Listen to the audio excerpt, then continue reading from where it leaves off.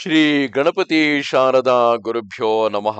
ಯತ್ರ ಯೋಗೇಶ್ವರ ಕೃಷ್ಣೋ ಯತ್ರ ಪಾರ್ಥೋ ಧನುರ್ಧರಃ ತತ್ರ ಶ್ರೀ ವಿಜಯ ಭೂತಿರ್ಧ್ರುವ ನೀತಿರ್ಮತಿರ್ಮಮ.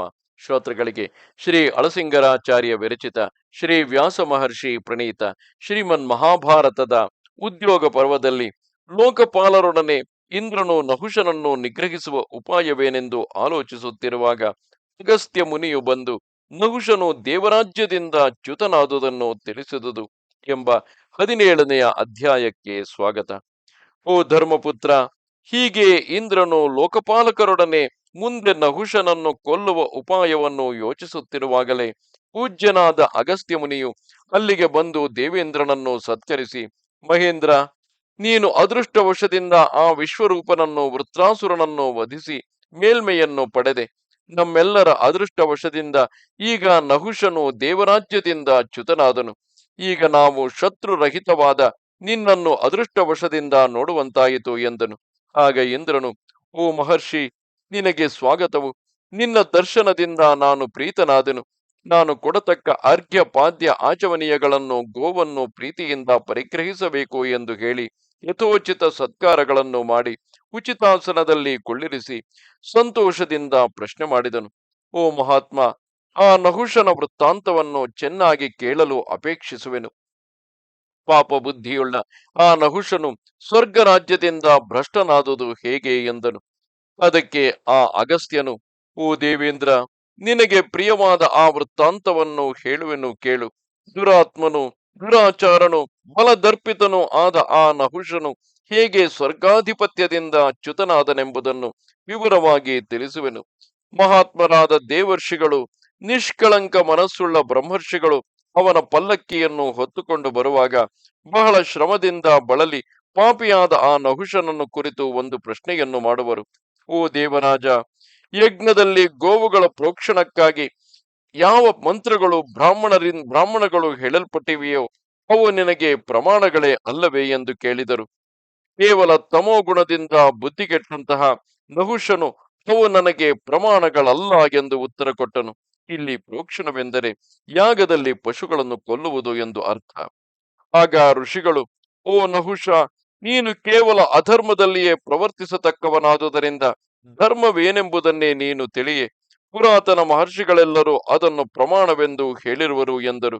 ಓ ದೇವೇಂದ್ರ, ಇದೇ ವ್ಯಾಜವಾಗಿ ಪಲ್ಲಕ್ಕಿಯನ್ನು ಹೊರುತ್ತಿದ್ದ ಮಹರ್ಷಿಗಳಿಗೂ ಪಲ್ಲಕ್ಕಿಯಲ್ಲಿ ಕುಳಿತಿದ್ದ ನಹುಷನಿಗೂ ವಾದ ಪ್ರತಿವಾದಗಳು ಹೆಚ್ಚಿದವು. ಈ ಸಂದರ್ಭದಲ್ಲಿ ಕೇವಲ ಅಧರ್ಮ ಬುದ್ಧಿಯುಳ್ಳ ಆ ನಹುಷನು ತನ್ನ ಕಾಲನ್ನು ನನ್ನ ತಲೆಗೆ, ಅಂದರೆ ಅಗಸ್ತ್ಯರ ತಲೆಗೆ ಸೋಗಿಸಿದನು. ಒಡನೆಯೇ ಅವನ ರಾಜ ತೇಜಸ್ಸು, ಅವನ ಐಶ್ವರ್ಯವು ನಷ್ಟವಾಯಿತು. ಆಮೇಲೆ ತಮೋಗುಣದಿಂದ ಆವರಿಸಲ್ಪಟ್ಟು ಬಹಳ ದೀನ ದಶೆಯಲ್ಲಿದ್ದ ಅವನನ್ನು ಕುರಿತು ನಾನು, ಅಂದರೆ ಅಗಸ್ತ್ಯರು, ಎಲೆ ಮೂಢಾತ್ಮ, ಎಲ ಪಾಪಿ, ನೀನು ಪೂರ್ವಿಕರಿಂದ ವಿಧಿಸಲ್ಪಟ್ಟು ಬ್ರಹ್ಮರ್ಷಿಗಳಿಂದ ಅನುಷ್ಠಿಸಲ್ಪಟ್ಟು ಬಂದಿರುವ ಪುಣ್ಯ ಕಾರ್ಯವನ್ನು ದೂಷಿಸುವೆಯಲ್ಲದೆ ನಿನ್ನ ಕಾಲನ್ನು ನನ್ನ ತಲೆಗೆ ಮುಟ್ಟಿಸಿದೆ. ಅಲ್ಲದೆ ಸಾಕ್ಷಾತ್ ಬ್ರಹ್ಮದೇವನಿಗೆ ಸಮಾನರಾದ ಮಹರ್ಷಿಗಳನ್ನು ನಿನಗೆ ವಾಹಕರನ್ನಾಗಿ ಮಾಡಿ ಅವಮಾನಗೊಳಿಸಿದೆ. ಆದುದರಿಂದ ನೀನು ತೇಜೋಹೀನನಾಗಿ ಸ್ವರ್ಗದಿಂದ ಭ್ರಷ್ಟನಾಗು. ಎಲ ಪಾಪಿ, ನಿನಗೆ ನಾಶ ಉಂಟಾಗಲಿ, ನಿನ್ನ ಪುಣ್ಯವೆಲ್ಲವೂ ನಷ್ಟವಾಗಲಿ. ನೀನು ಭೂಮಿಯಲ್ಲಿ 10,000 ವರ್ಷಗಳವರೆಗೆ ದೊಡ್ಡ ಸರ್ಪಾಕಾರದಿಂದ ಸಂಚರಿಸುತ್ತಿರು. ಮುಂದೆ ನಿನ್ನ ವಂಶದಲ್ಲಿ ಹುಟ್ಟುವ, ನೆನಪಿರಲಿ, ನಹುಷನು ಕೂಡ ಅದೇ ಚಂದ್ರವಂಶಕ್ಕೆ ಸೇರಿದವನು. ಈ ಚಂದ್ರವಂಶದಲ್ಲಿಯೇ ಮುಂದೆ ಯುಧಿಷ್ಠಿರನು ಹುಟ್ಟುತ್ತಾನೆ.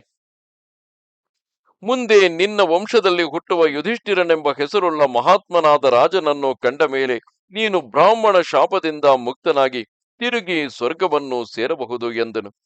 ಇಲ್ಲಿಂದ ಹಿಂದಿನ ಅಧ್ಯಾಯವೊಂದರಲ್ಲಿ ಈ ನಹುಷನು ಸರ್ಪರೂಪದಲ್ಲಿದ್ದು ಭೀಮನನ್ನು ಬಂಧಿಸುತ್ತಾನೆ.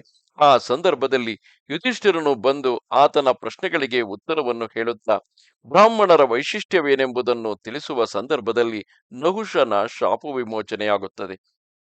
ಓ ದೇವೇಂದ್ರ, ಹೀಗೆ ಬ್ರಹ್ಮರ್ಷಿಗಳಿಗೆ ಕಂಟಕಪ್ರಾಯವಾಗಿದ್ದ ದುರಾತ್ಮನಾದ ಆ ನಹುಷನು ದೇವರಾಜ್ಯವನ್ನು ಕಳೆದುಕೊಂಡನು. ಅದೃಷ್ಟವಶದಿಂದ ನಮ್ಮೆಲ್ಲರಿಗೂ ಕ್ಷೇಮ ಉಂಟಾಯಿತು. ಇನ್ನು ನೀನು ನಿನ್ನ ಸ್ವರ್ಗರಾಜ್ಯವನ್ನು ಸೇರಿ ಲೋಕಗಳನ್ನು ಪಾಲಿಸು. ಅಲ್ಲಿ ನೀನು ಇಂದ್ರಿಯಗಳನ್ನು ಅಡಗಿಸಿ ನಿನ್ನ ಶತ್ರುಗಳೆಲ್ಲರನ್ನೂ ಜಯಿಸಿ ಮಹರ್ಷಿಗಳ ಸ್ತೋತ್ರಕ್ಕೆ ಪಾತ್ರನಾಗಿ ದೇವರಾಜ್ಯವನ್ನು ಅನುಭವಿಸು ಎಂದನು. ಆಮೇಲೆ ದೇವತೆಗಳು, ಪಿತೃಗಳು, ಯಕ್ಷ ರಾಕ್ಷಸ ಪನ್ನಗರು, ಮಹರ್ಷಿಗಳು, ಗಂಧರ್ವರು, ಅಪ್ಸರು ಗಣಗಳು, ದೇವಕನ್ಯೆಯರು, ಸಮುದ್ರ, ನದ, ನದಿ, ಪರ್ವತಾದಿಗಳು ಸಂತೋಷದಿಂದ ಇಂದ್ರನಲ್ಲಿಗೆ ಬಂದು, ಓ ಮಹೇಂದ್ರ, ಭಾಗ್ಯವಶದಿಂದ ನೀನು ಅಭಿವೃದ್ಧಿಸುವೆ. ಪಾಪಿಯಾದ ನಹುಷನು ಅಗಸ್ತ್ಯನಿಂದ ಹತನಾದುದು ನಮ್ಮ ಭಾಗ್ಯ ವಿಶೇಷವು. ಆ ಪಾಪಿಯು ನಮ್ಮೆಲ್ಲರ ಭಾಗ್ಯ ವಿಶೇಷದಿಂದ ಸರ್ಪವಾಗಿ ಭೂಮಿಯಲ್ಲಿ ಬಿದ್ದನು ಎಂದರು. ಇದು 17ನೆಯ ಅಧ್ಯಾಯವು. ನಮಸ್ತೆ ಶಾರದೆ ದೇವಿ, ಕಾಶ್ಮೀರ ಪುರವಾಸಿನಿ, ತ್ವಾಮಹಂ ಪ್ರಾರ್ಥಯೇ ನಿತ್ಯಂ, ವಿದ್ಯಾದಾನಂಚ ದೇಹಿಮೆ. ನಮಸ್ಕಾರ.